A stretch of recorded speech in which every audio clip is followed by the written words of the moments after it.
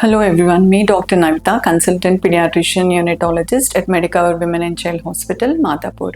Today I am going to talk on a topic of dengue fever, which is a common infection during this rainy season. So dengue is a viral infection caused by the bite of infected Aedes mosquito. The mosquito usually thrives in the stagnant water areas where the stagnant water is there, especially in the flower pots and in the tides, wherever the stagnant water is lying, the mosquito usually thrives.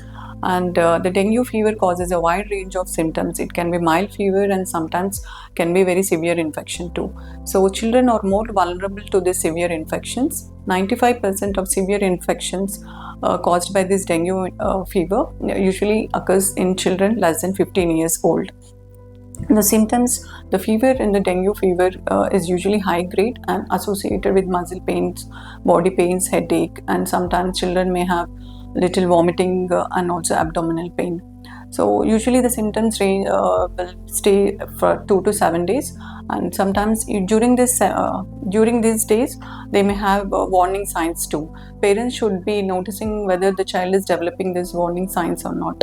So the warning signs are usually there will be severe tummy pain, they will be having vomiting, and also they may have little fast breathing, and sometimes they may notice small spots seen on the body. That is, the child is entering into the warning, that is, the child is showing some warning signs.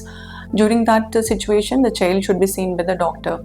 And severe dengue is of two types, occurs in two stages, we call dengue hemorrhagic fever and dengue shock syndrome.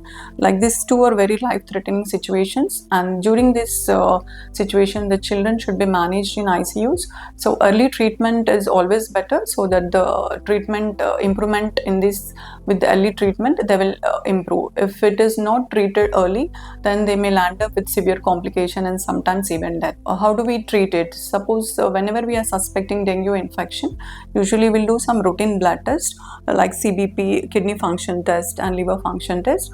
And we'll see in the CBP, usually we see how the platelets are and WBC, and also we see hematocrit.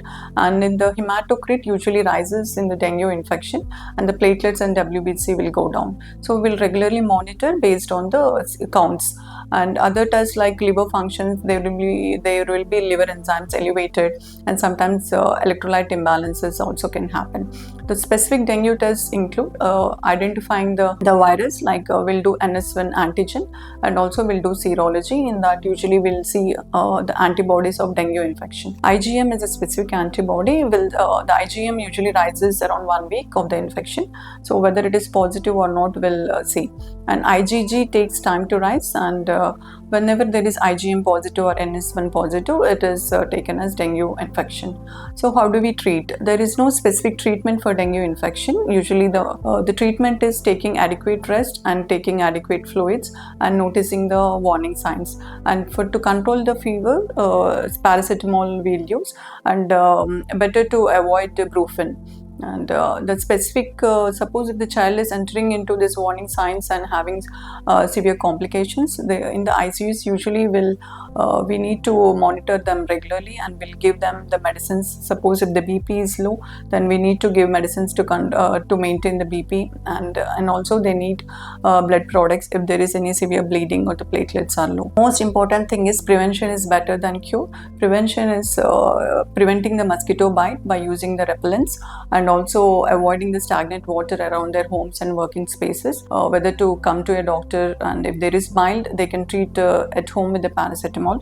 But definitely when the temperatures are not getting controlled, they should meet the doctor and to prevent this severe complications. So dengue vaccines are also available in few countries. It is not routinely indicated for every individual, because the vaccine helps only for the particular strain. I hope this information will be helpful to everyone. Thank you.